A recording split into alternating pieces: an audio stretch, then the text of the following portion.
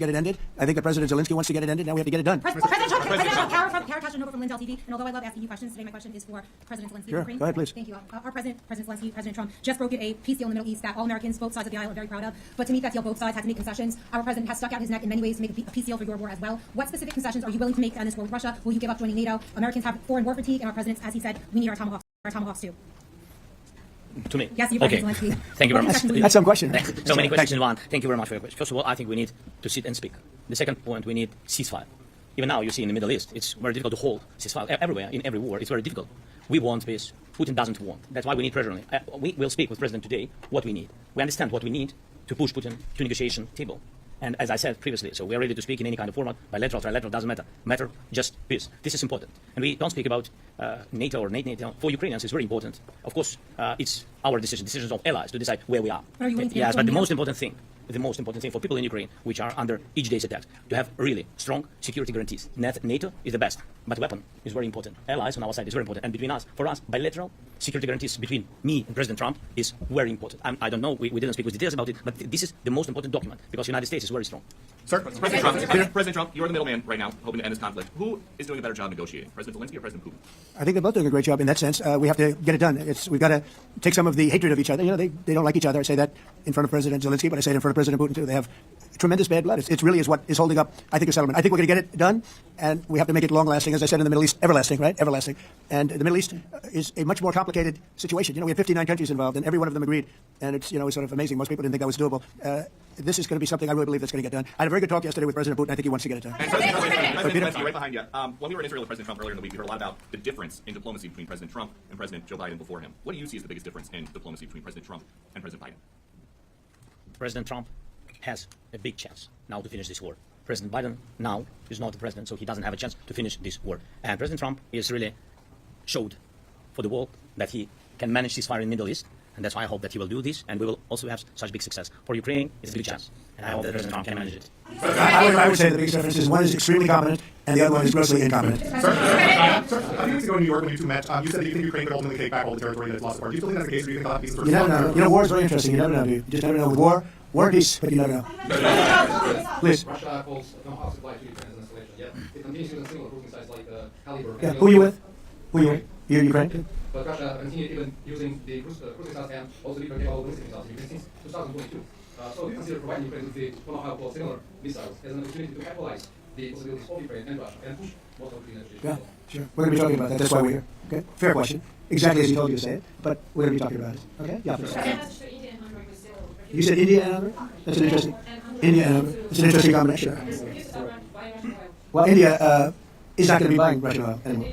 And Hungary is sort of stuck because they have one pipeline that's been there for years and years and years, and they're inland. They don't have sea. And I spoke with the very great leader of Hungary, and they are, you know, it's very hard for them to get oil. I understand it. Hungary's in a very interesting position because they can't have ports. You know, they're surrounded by land. So we'll see what happens there. But India will not be buying oil from Russia. And they've already de-escalated, and they've more or less stopped. They're pulling back. They bought about 38% of the oil, and they won't be doing it anymore. Who has? First Lady Melania Trump helping in returning President Zelensky, do you appreciate those efforts? How you said that? Did you ask her to step in to help you? No, she wanted to do it. She's just very strongly about the children, and she's done a really good job, I think, in bringing it to the fore. You know, we have a lot of children involved. Now, it's some people say it's 20,000, and some people say it's 300. There's a big difference between that, so nobody really knows. But she felt very strongly about the children. She thinks about the children all the time. If you okay Tomahawks to Ukraine, what's going to happen if the United States is in conflict and we need the Tomahawks? Well, that's the problem. We need Tomahawks, and we need a lot of other things that we've been sending over the last 4 years to Ukraine. We've been, you know, we gave them a lot. Now we have a different situation. We send it to the European Union. They pay for it and all that. They have plenty of money. But it's beyond the money. You know, we need Tomahawks, and we need a lot of other weapons that we're sending to Ukraine. One of the reasons we want to get this war over is exactly that. It's not easy for us to give. You're talking about massive numbers of very powerful weapons. So that's one of the things we'll be talking about. Hopefully they won't need it. Hopefully we'll be able to get the war over with without thinking about Tomahawks. I think we're fairly close to that. Just to understand. So for today, of course we want to finish this war, but the war is another technological war. You don't use just Tomahawks. If you want to target a military goal, you need thousands of drones. And goes together with such size. Ukraine has such thousands of our production drones, but we don't have Tomahawks. That's why we need Tomahawks. But the United States is a very strong production And the United States has some hopes and other missiles, very strong missiles. But they can have our thousands of drones. That's why where we can work together, where we can strengthen American production. And so just so I understand, so you're suggesting kind of a trade. If President Trump okays Tomahawk missiles to help you launch... Yes, it's about military goals. It's only about military goals. Right, but then you would authorize some kind of an exchange... Yes, of course. US Yes, we have preparation. We have preparation with our drones. President Trump, I don't mean to be brokering arms deal here, but is that something you'd be interested in, training drones? We are, yeah. We would. We have a lot of drones right now. We build our own drones, but we also buy drones from others. And they make a very good drone. I mean, drone warfare has really come to the fore over the last couple of years because of this war. I will say, there's nothing like the jets. You know, we knocked out a lot of drones in Israel. We were knocking them out for Israel. And we were doing it with extremely fast and powerful jets, following the drones and knocking the hell out of them. So, you know, we know a lot about the drones, and we know a lot about the great jets, the great ones. The ones, well, and the B-52s, which were totally they were stealth, they were undetectable. So we have a lot of different weapons. And, you know, I have an obligation also, though, to make sure that we're completely stocked up as a country, because you never know what's going to happen. In war and peace, right? You never know what's going to happen. So we're going to be talking about Tomahawks, and we're much... We're going to be talking about it. Okay? Yeah, please. 8,000, some people say it's 300. There's a big difference between that, so nobody really knows. But she felt very strongly about the children. She thinks about the children all the time. The numbers of very powerful weapons. So that's one of the things we'll be talking about. Hopefully they won't need it. Hopefully we'll be able to get the war over with without thinking about Tomahawks. I think we're fairly close to that. Just to understand. So for today, of course, we want to finish this war, but the war is another technological war. You don't use just Tomahawks. If you want to target a military goal, you need thousands of drones. And go together with such missiles. Ukraine has such thousands of our production drones, but we don't have Tomahawks. That's why we need Tomahawks. But the United States is a very strong production, and the United States has Tomahawks and other missiles, very strong missiles. But they can have our thousands of drones. That's why where we can work together, where we can strengthen American production. And so just so I understand, so you're suggesting kind of a trade. If President Trump okays Tomahawk missiles to help you launch... Yes, it's about military goals. It's only about military. I will say, there's nothing like the jets. You know, we knocked out a lot of drones in Israel. We were knocking them out for Israel, and we were doing it with extremely fast and powerful jets, following the drones and knocking the hell out of them. So, you know, we know a lot about the drones, and we know a lot about the great jets, the great ones. The ones, well, and the B-52s, which were totally they were stealth, they were undetectable. So we have a lot of different weapons. And, you know, I have an obligation also, though, to make sure that we're completely stocked up as a country, because you never know what's going to happen. In war and peace, right? You never know what's going to happen. So we're going to be talking about Tomahawks, and we'd much rather have them not need Tomahawks. We'd much rather have the war be over, to be honest, because, you know, we're in it to get the war over. We're selling a lot of different types of weapon, as you know, to the European Union. We're not in it for that. We're in it to get it over. We're losing thousands of people a week, thousands of people. Russian, Ukrainian, mostly soldiers. I mean, mostly soldiers. But we're in it to see that end, and we can end quickly. And I think we can. I mean, I had a very good talk yesterday. We're going to be talking about it, but I had a very productive talk yesterday with the President. We'll see what happens. But the war in the Middle East was far more complicated. We got that one done, and I think we have a good chance. I think President Zelensky wants it done, and I think President Putin wants it done. Now what we have to do is get along a little bit. Yeah, well, and I'm going to let Scott do that. But I think we're doing very well. I think we're getting along with China. China would like to have something. As of this moment, we'll be meeting in a couple of weeks. We'll be meeting in South Korea. Myself, I think so. It looks like it's going forward. I think so. They want to meet. We like to meet. I have a very good relationship with President Xi, and we're going to see what happens. But, you know, for years we were taken advantage of by China very badly. We were losing hundreds of billions of dollars a year to China. We really built their military to think about it. The kind of money that presidents allowed to be lost to China was just insane. And then when I came into office, as you know, I put very severe tariffs. So we took in hundreds of millions of dollars in my first term from China. Biden let that go because there was so much. He let it continue, but he gave all sorts of exceptions. And by the time you looked at it, Scott, I would say it wasn't the same thing. He would give an exception for anything. If you got up and went out to dinner, he'd give you an exception. So it wasn't the same thing. But I put on very serious tariffs. So we took in hundreds of billions of dollars. And then I left office. The election was rigged. I left office, and that was the story. Now I come back. And we are in a very strong position because of tariffs. We're in a very powerful position because of the fact that we have tariffs. If we didn't have tariffs, we would be in a very weak position. We would be in a weakened state. But with tariffs, we made hundreds of billions of dollars, not only from China, but from others. And China wants to talk, and we like talking to China. So we have a very good relationship, and we're going to be meeting in South Korea in a couple of weeks. And I just got back from a long trip. I'm going on another long trip. And Scott, you want to say a few words on that? Yes, sir. So the entire relationship stems from the great respect that the two leaders have for each other. China did a substantial, unprovoked escalation last week. We were unable to get in touch with them since then. It's been IMF World Bank Week. They have had working level people here who there have been meetings. The vice premier, who's my counterpart, and I will be speaking this evening at around 8:30, 9 o'clock. And then he and I and a delegation will meet in Malaysia probably a week from tomorrow to prepare for the two presidents to meet. So I think that things have de-escalated. We hope that China will show the respect that we have shown them. And I am confident that President Trump, because of his relationship with President Xi, will be able to get things back on good course. Is the hope for that meeting with you and President Xi some kind of trade deal then? Look, I think we're in a very strong position. We're getting, as you know, as of November 1st, I could move it up if I wanted, a 100% tariff over and above what we get now. So that would make it about 157%. And China doesn't want that, and they want to talk. And we're talking, and I think we'll make a deal that will be good for both. I think we will do something. But you have to understand, we never got anything from China. It was a one-way street. For many years, for decades, it was a one-way street. And they became rich because of the United States. And frankly, presidents said, let's be nice, they didn't know. They just didn't know. They didn't understand what was happening to them. But I understood. I understood long before I ran for politics. I used to watch in amazement at how stupid our country was, how stupid they were. And we're not stupid anymore. And that includes with the European Union, that includes with Japan and South Korea. All we want to do is be treated fairly. But the fairly is hundreds of billions and even trillions of dollars coming into the United States. And it's, our national security is secure because of tariffs. If we didn't have tariffs, we would have no national security. So it's very important. Will you be trying to help in any more? Do you think you need that put pressure on? I'll be discussing that, but I'd love to see it ended before that. I mean, I think we have a chance of ending the war quickly if flexibility is shown on behalf. And again, we're not losing people. The United States is not. We're not losing people. We're not spending money. We're getting paid for the ammunition and missiles and everything else that we're sending to the European Union, but to NATO. But it's very similar. If you look at the countries, I mean, it's very similar. And we just made a very fair trade deal with the European Union. And what we wanted, and we made a very good deal with NATO. They pay for all of this.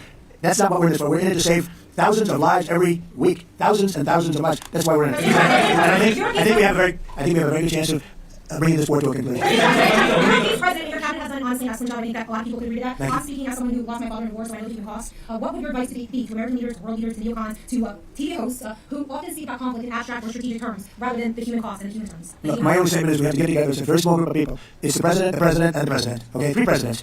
And I'm the mediator president. And I'm mediating not an easy situation. It should be easy, but it's a lot easier when people understand each other, when they get together, when they like each other. We don't necessarily have that situation as far as like is concerned. Maybe it can turn around, maybe it can. But in the meantime, we'll have them keep a little bit of distance and we'll see if we can get it done. This is number 9, okay? This will be number 9 for me. I've solved 8, including the Middle East, I've solved 8. This, I thought, would have been among the easiest. We solved, President Putin mentioned yesterday, Armenia, all of the different wars. He said it was amazing. But the big one that he was surprised that we were able to settle was the Middle East. He thought it was incredible. He was very generous in that sense. This should be something we're able to settle. And I think we will be able to settle. But You will go down as a peacemaker, no doubt, and you will resolve this war. well, we resolved 8 others. It's funny how people say that. If you got this one, every time I do one, they forget about that one. I solved 8 wars. Go to Rwanda and the Congo, talk about India and Pakistan, look at Thailand, look at all of the wars that we solved. And every time I solve one, they say, if you solve the next one, you're going to get the Nobel Prize. You get a Nobel Prize. Like somebody got it, who's a very nice woman, very nice. I don't know who she is, but she was very generous.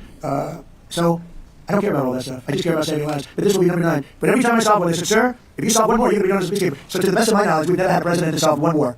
Not one war. Bush started a war. A lot of them start wars, but they don't solve the wars. They don't settle them. And especially when they have nothing to do with us. I guess just about all of these wars had nothing to do with us. But I saved tens of millions of lives. The Prime Minister of Pakistan said, I saved millions of lives in interceding on Pakistan. And you look at Pakistan and India as an example. That would have been bad for 2 nuclear nations, right? So I say this.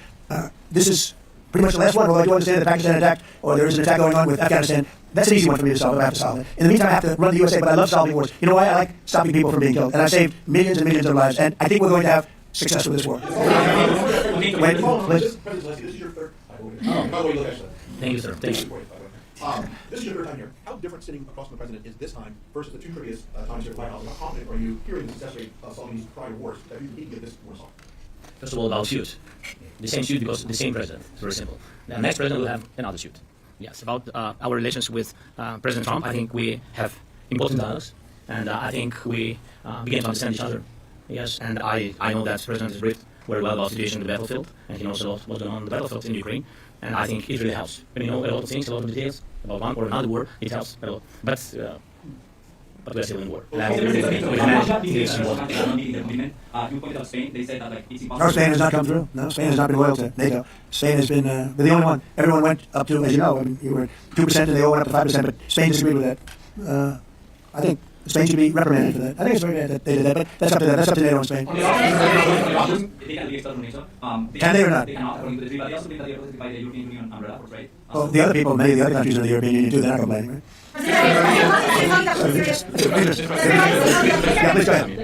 Do you think you can carry the momentum from the Middle East deal over to this deal? I do. How does that really Yeah, I do. I think we carry a lot of momentum, a lot of credibility. Getting the Middle East done was very important. Nobody thought it could be done. That was one. Nobody thought it could be done. We got it done. And a lot of that was the big hit that we put on Iran with respect to the nuclear they took. That was an unbelievable military maneuver, the B-2s, and many other planes involved, by the way, but the B-2s.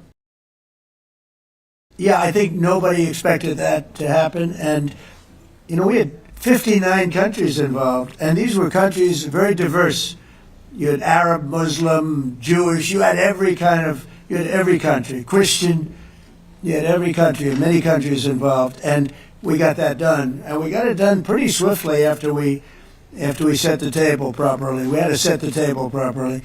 This should be one that we get done. And I think the table is set properly here now, too. And it'll be a great honor. It'll be a great honor to get it done. And the Ukrainian people are great, and the Russian people are great. And obviously they have much in common, as we understand. They have a lot in common. So it'll be a great honor to get it done. Yes.